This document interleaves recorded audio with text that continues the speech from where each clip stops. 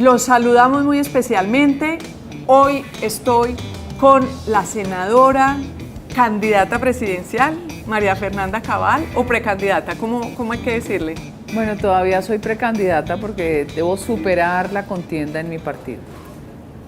María Fernanda Cabal está de visita en Medellín. Quisimos conversar con ella porque siempre es una figura que tiene mucho que decir sobre lo que está pasando en el país. De hecho, la vi muy fuerte en los 2 últimos días con el tema del cambio del ministro de Defensa, ¿no?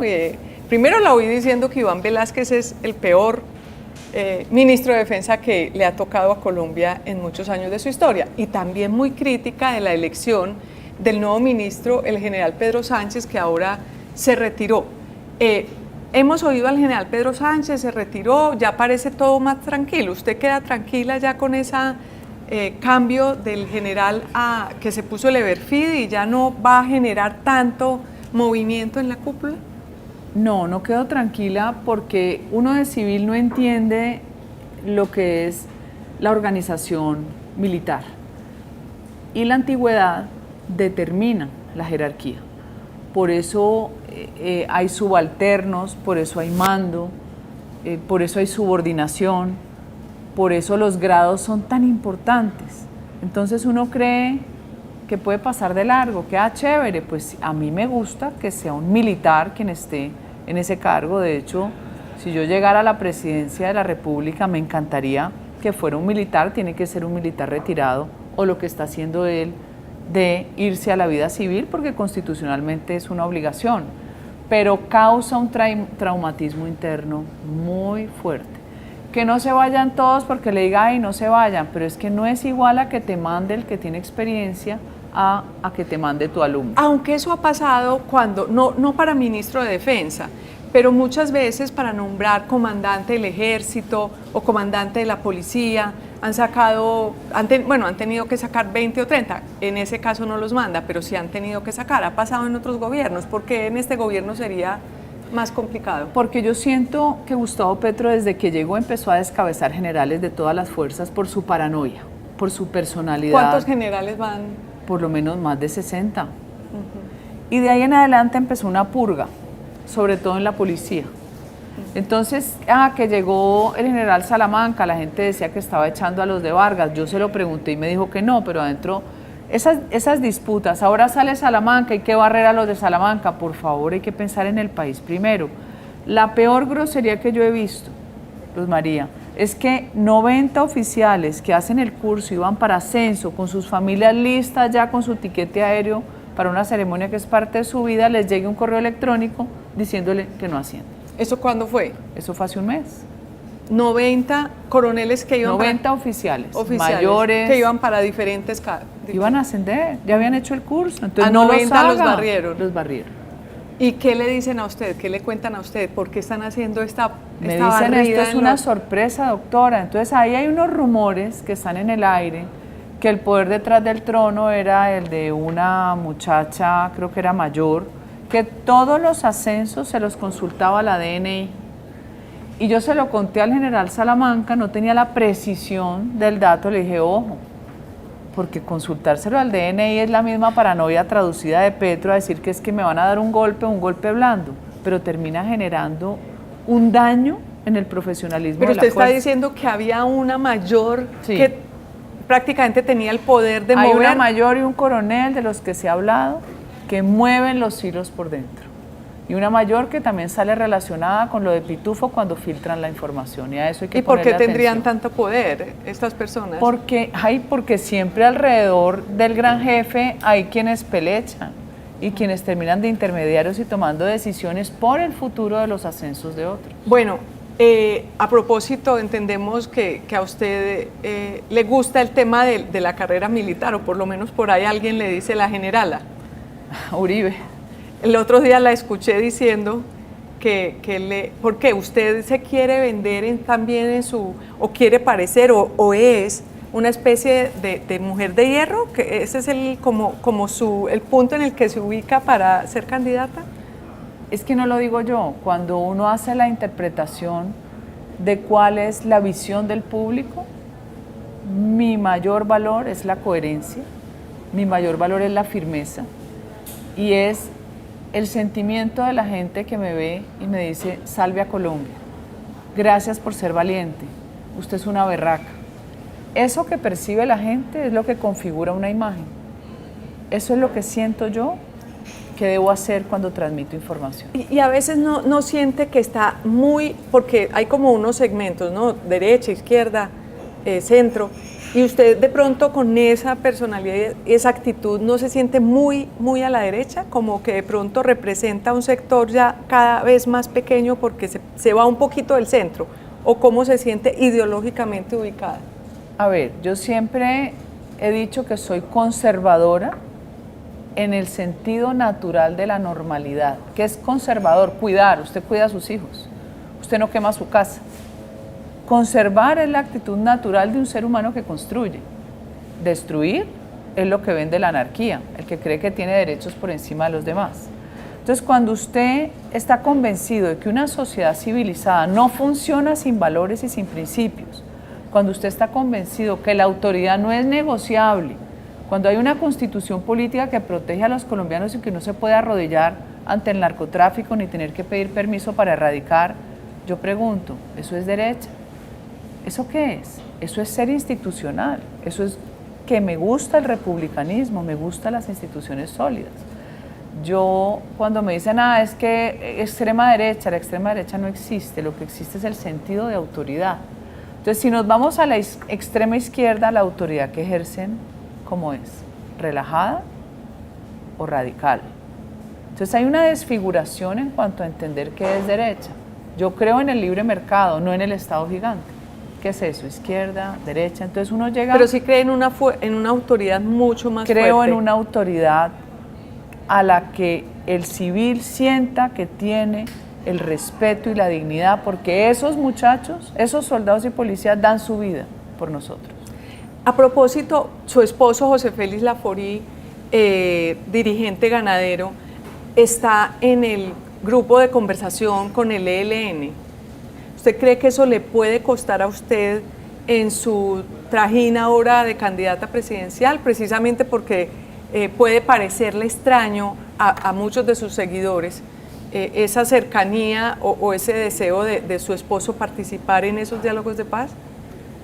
Esa creo que ha sido de las mayores controversias de mi vida.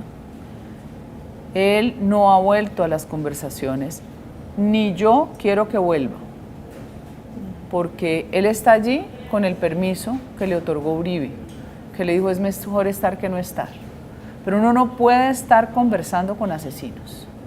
Para mí es claro que el ELN es un grupo de sociópatas que toda la vida han vendido que defienden al pueblo y que asesinan. 70 años matando colombianos, eso es insoportable. Entonces yo creo que el diálogo se agota en la medida de que tu contraparte lo que muestra es que no tiene ninguna intención distinta a seguir con sus rentas ilícitas, que en el trasfondo de todo eso es lo que vale.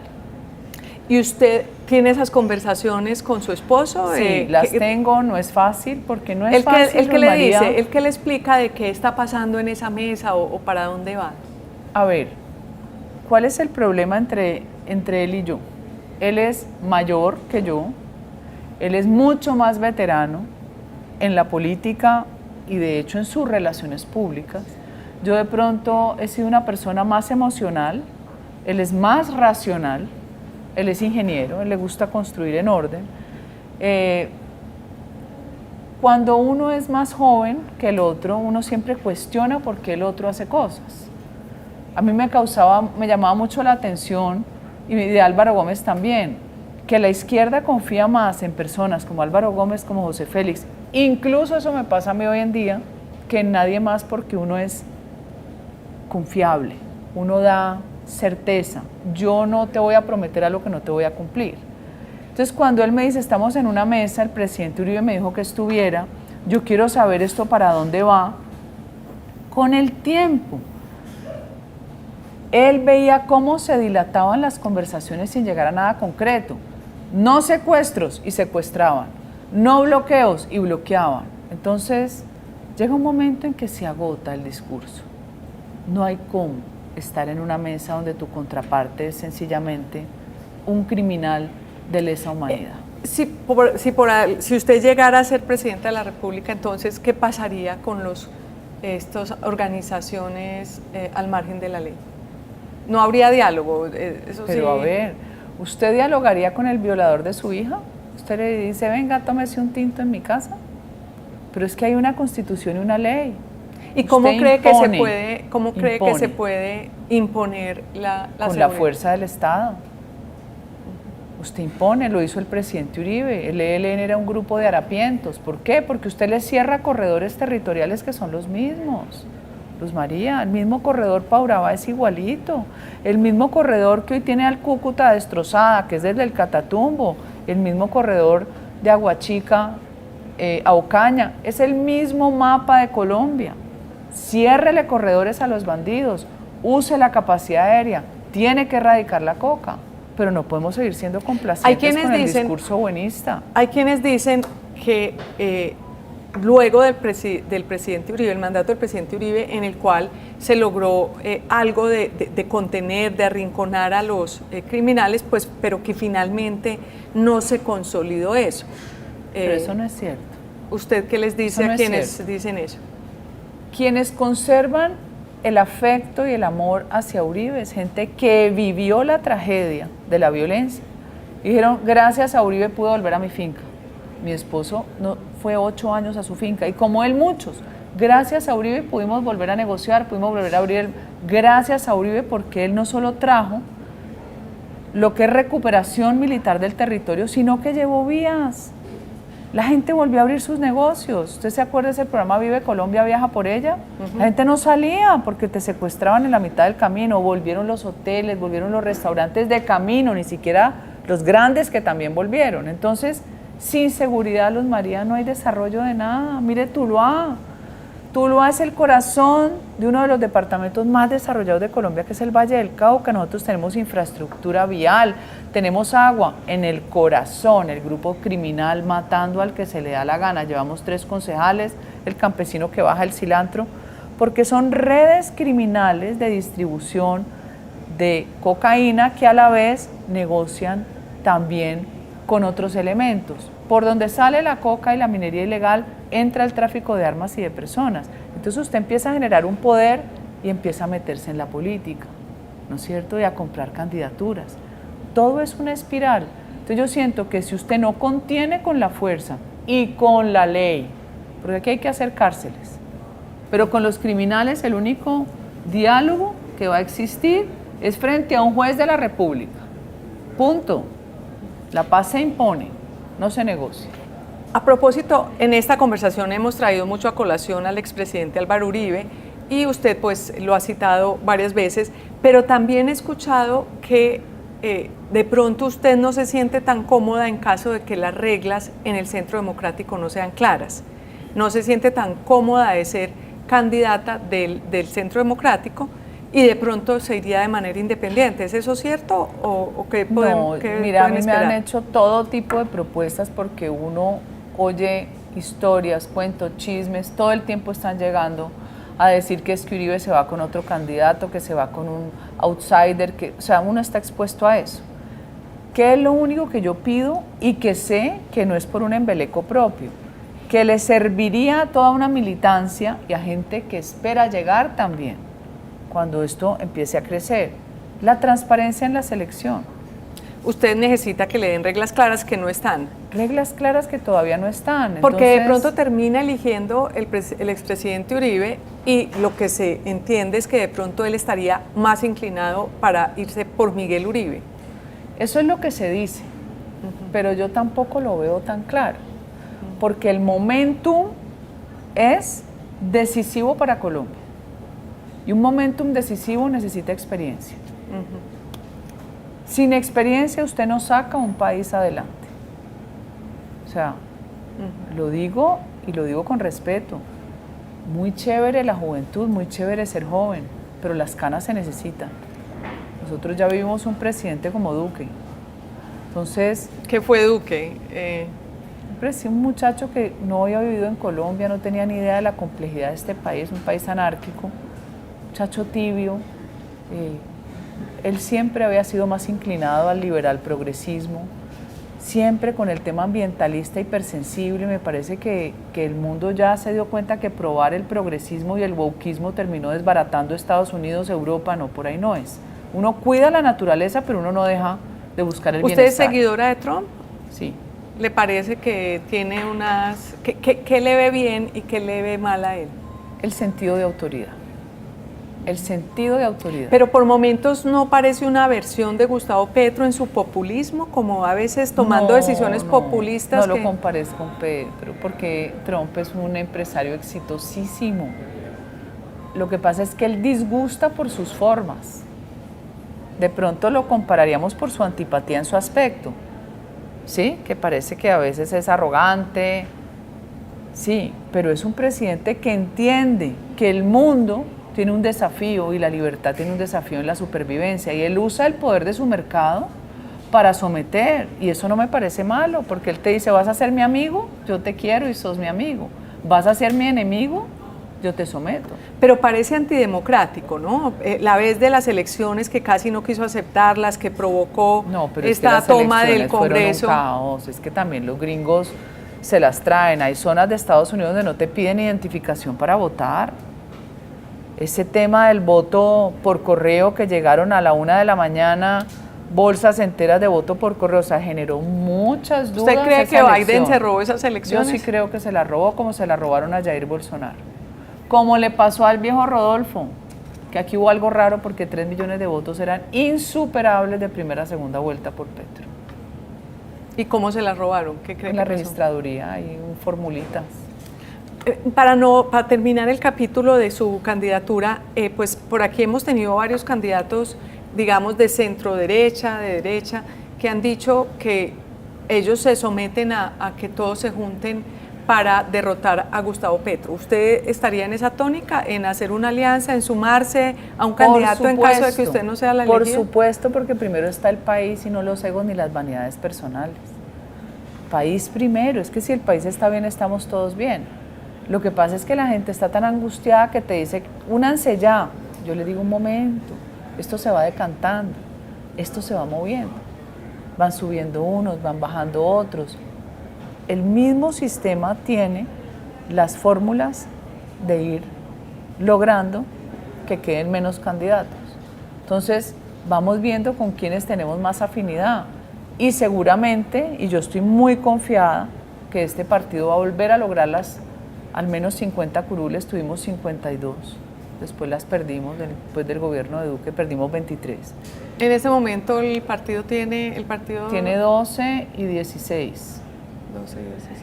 La disminución es más de la mitad de lo que teníamos, entonces nosotros tenemos que volver a provocar eso. ¿Cuál es mi deseo, Luz María? Que tengo ahí unas disputas con personas cercanas a Uribe por el miedo, con quienes dicen: es que hay outsiders que van muy arriba.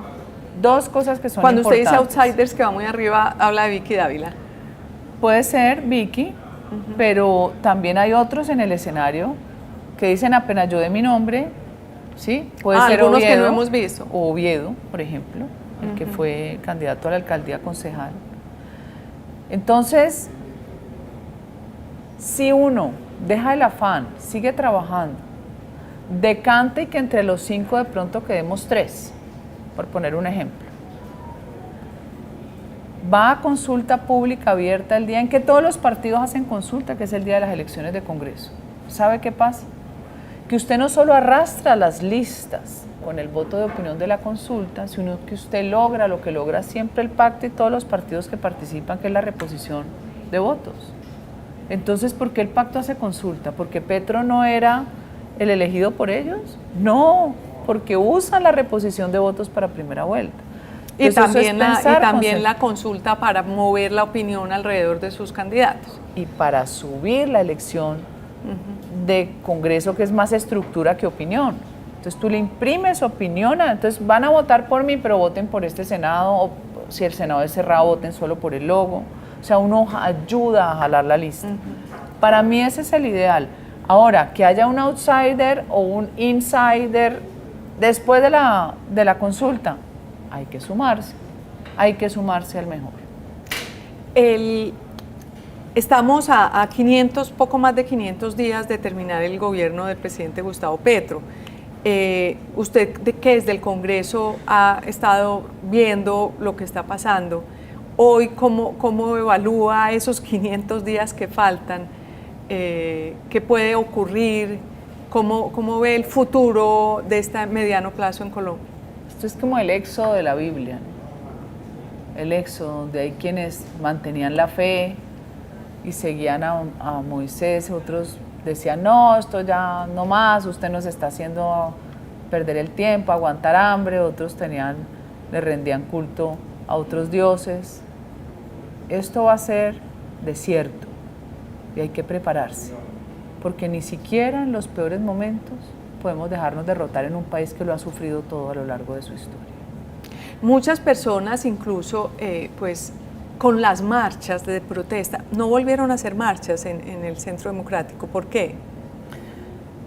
Yo siento que la marcha tuvo el sumo, no en la última, sino en la penúltima, que es la más grande, en la que yo he estado después de la del 2008 contra las FARC. Creo que fue 2008 la de las FARC. No recuerdo, pero sí recordamos que yo estuve en la marcha contra las FARC, yo lo he vivido. Yo he vivido marchas apoteósicas. Ustedes, los paisas, son muy solidarios y una capacidad de congregarse enorme. Después de la del 2008 contra las FARC, la más grande, fue la penúltima con la que yo estuve, donde no hubo capacidad, no hubo forma de llegar a la plaza y me tocó entrar por arriba. No se hacen en este momento porque yo creo que el país está a la expectativa. ¿Qué candidatos van? Así sean muchos, después se van decantando. ¿Cómo vamos juntándonos para hacer un frente común para enfrentar la barbaridad del gobierno Petro? Pero lo que sí queda claro, Luz María, es que Petro ya se desmarcó de la izquierda y les dijo que la izquierda no servía a su antiguo gabinete en la Casa Estudio, Casa de Nariño, cuando todos observamos el Consejo de Ministros con tristeza un Consejo de Ministros, porque hay gente que le da risa, pero uno dice, eso es lo que gobierna Colombia, qué peligro y qué pesar. Hoy Petro se alinea con lo que yo he dicho que es el petrosantismo. Hoy pongámosle el santopetrismo. Usted ha hablado mucho de eso, usted tiene entre ojos a Juan Manuel Santos. Santos puso a Petro, así se ponga bravo. Petro no llega sin Santos porque Petro no tenía ni las relaciones públicas, nacionales ni internacionales, jamás las tenía las que tenía Santos. Era obvio, por eso Santos le pone sus alfiles en el primer periodo de gobierno. Lo que pasa es que pensaban que Petro se podía no solamente manejar. En el primer periodo, sino que siguen claro, hasta pero hoy. El primero es el más evidente. Te pongo mis alfiles, te pongo a Prada y otros más que de la Velasco, el Liscano, ahí, Chan. Cristo lo que después. pasa, todavía no. Lo que pasa es que ellos pensaron que controlaban a Petro y no sabían que Petro estaba tan loco como está. ¿Usted cree que él está loco? Sí, él es una persona fuera de realidad. Además me lo han dicho los mismos de Santos. Sabíamos que estaba loco, pero no tanto. Cuando su nivel de loquera empieza a empeorarse, pues echa. ¿Cuántos ministros lleva él? ¿Ya lleva 50? Ya casi 50, sí. Bueno, Guinness Records. ¡Wow! ¿Se imagina uno con 50? La junta directiva todo el tiempo cambiándolo y la gerencia todo el tiempo. Bueno, pero esa es la cabeza de Petro. ¿Qué pasa después? Cuando empieza a enloquecerse demasiado, ya pone en jaque los intereses de la élite colombiana, lo que yo llamo la élite revolucionaria. Desde Bogotá, que han dirigido los destinos de la nación, los dueños de los grandes negocios, y que todos son socialistas porque es más bacano ser de izquierda, así la izquierda no los molesta. Cuando Petro empieza a mover el poder constituyente y se enloquece a prometer y que va a ser una nueva constitución. Ahí le dicen a Juan Fernando Cristo, usted a amarrar el loco, mi querido Juan Fernando, y lo imponen porque él no quería. No quiso Guillermo Rivera y no quiso Roy Barreras, que viene de candidato. Dice usted que ninguno de ellos quiso ser ministro del Interior, que el único que quiso fue lo Juan impusieron Fernando. A Cristo, porque él había hecho un video criticando y diciendo que no. Y ahí medio logró enderezar el camino en cuanto a que ya Petro dejó su poder constituyente, que le gusta, pero no le gusta el de Venezuela, ¿no? Hoy, ¿qué tenemos? un Petro que tiene que moverse del radicalismo, que traiciona a sus alfiles más leales. Miren cómo se portó con Gustavo Bolívar, eso parecía un novelón. Bolívar debería escribir algo así, ¿no? Llorando, te amo, pero yo no. Una nueva serie de Netflix. Una nueva serie, te amo. Y entonces, a la Muhammad, que me parece que es una ecópata, esa es otra que está completamente chiflada, ambientalista, que cree que desafía la ciencia y la tecnología y nos va a dejar cocinando en leña, pero quieren proteger los árboles. Entonces les dice, no los quiero, yo quiero es a Benedetti y a Laura. Para mí ese mensaje es clarísimo, o sea, pobres los fundamentalistas de la JUCO, pobres todos estos que estudiaron maoísmo, todos estos seguidores de Petro que pensaban que Petro era el Mesías y les iba a traer el cambio, los traicionó, se fue con lo peor de la política. ¿Y qué papel cree usted que ahora puede jugar el expresidente Juan Manuel Santos en estas próximas elecciones? Claro, porque Juan Manuel Santos ha sido aliado de Petro. Y hacemos brevemente un poquito de historia. Cuando Ordóñez disciplina a Petro, el que lo apoya es Santos. Cuando viene la disputa... Sí, cuando Ordóñez lo saca del cargo... Así es. Unos magistrados del Consejo Nacional Electoral, que eran santistas, le ayudan a Petro a retomar totalmente.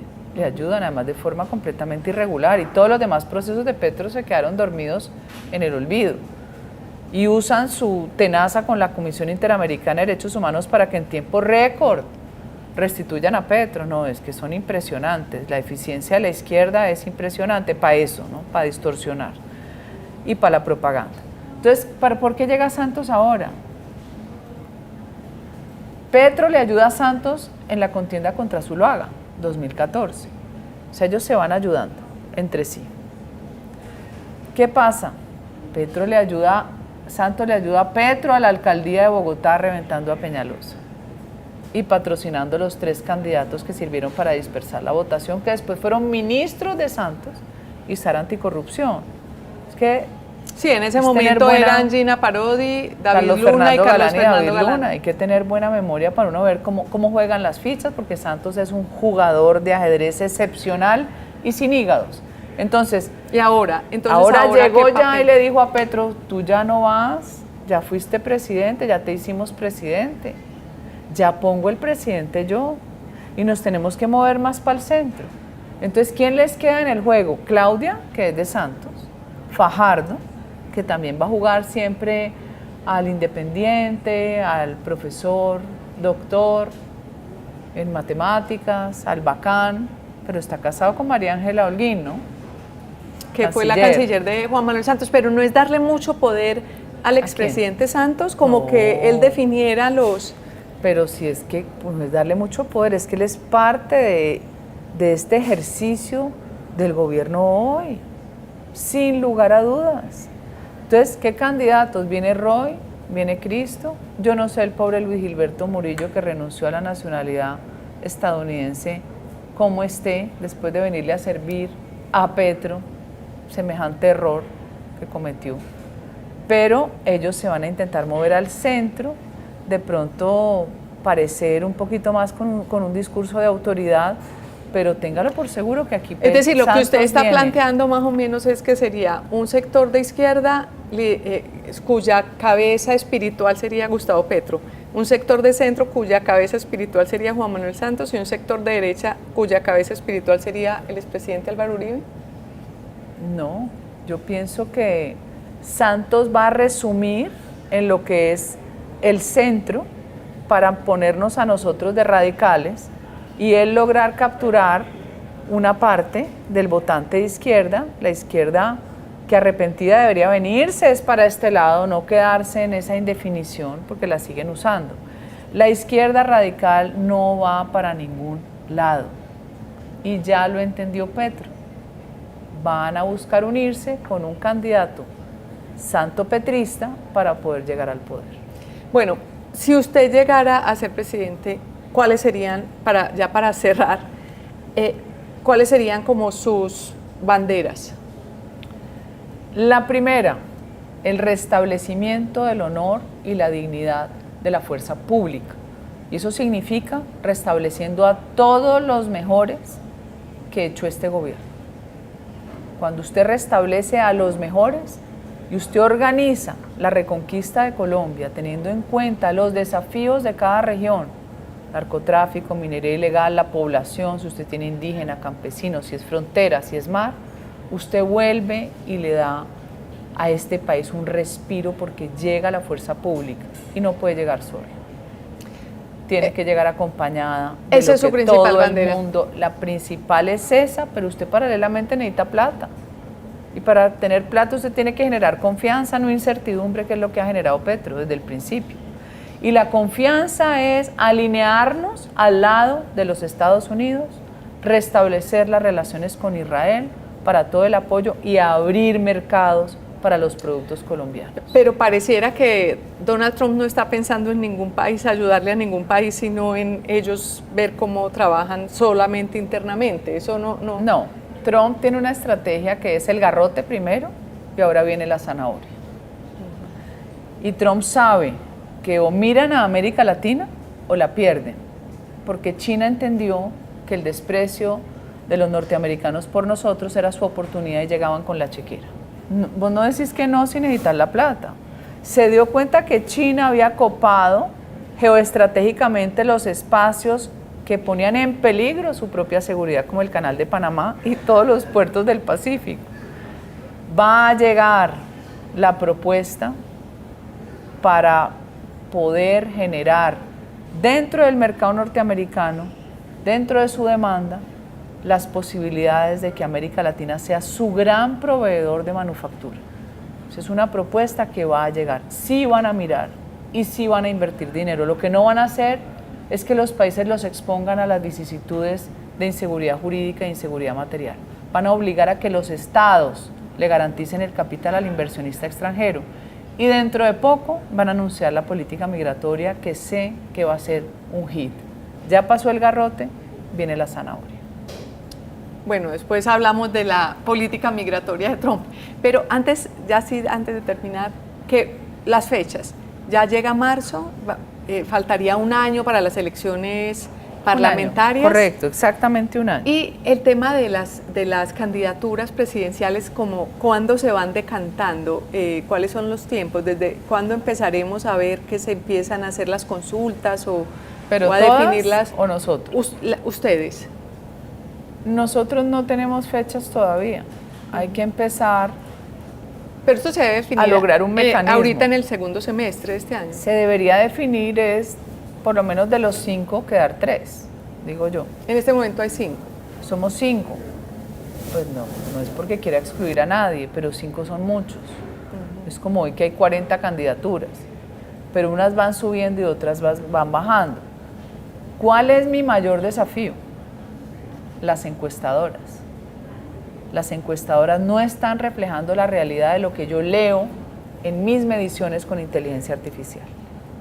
Para mí las encuestadoras están más obedeciendo a grupos económicos que no solo las financian, sino que después las impactan a través de sus propios medios de comunicación y eso cambia la percepción del público.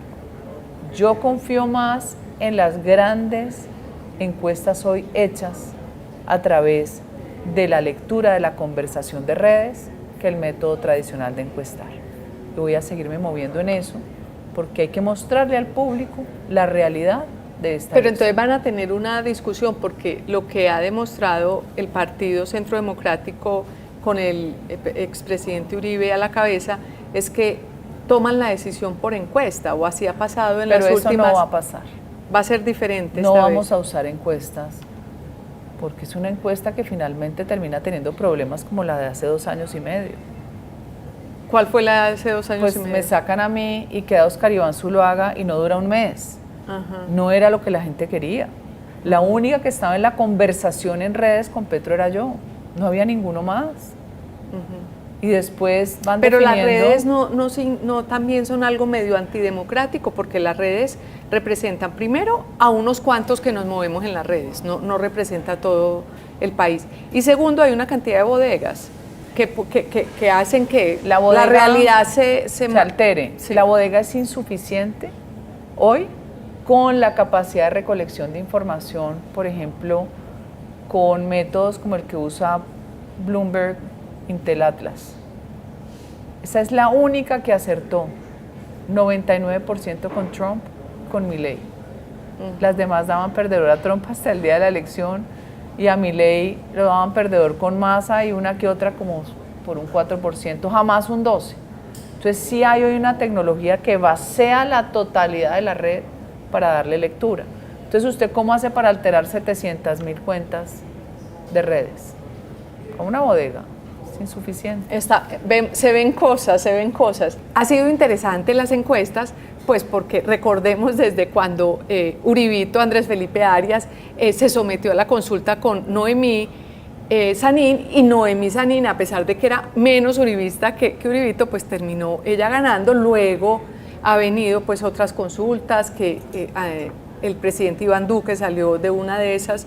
Pero también dejó mella, porque la mayoría de la base del uribismo estábamos con Rafael Nieto y no con Duque.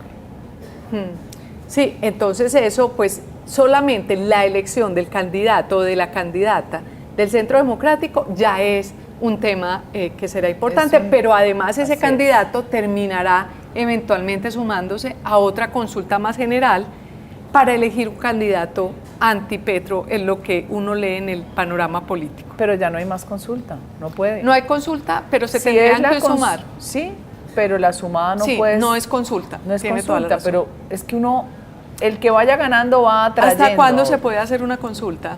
Hasta el día de la consulta de marzo.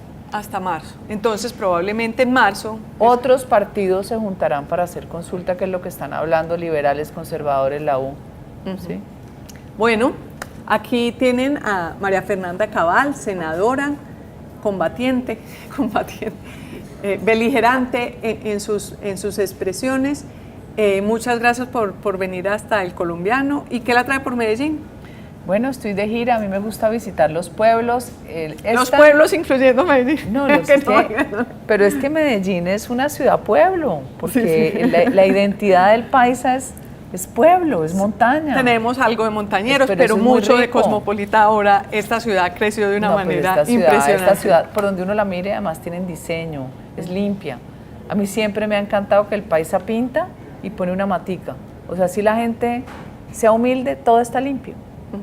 Siempre. Bueno, como en los colegios de monjas. ¿Te acuerdas que todo era barrido? Yo no estudié en colegio de monjas, no me acuerdo. Pero bueno. Sí, pero me echaron. Muchas gracias a ustedes por acompañarnos hasta este momento. Que tengan un gran día.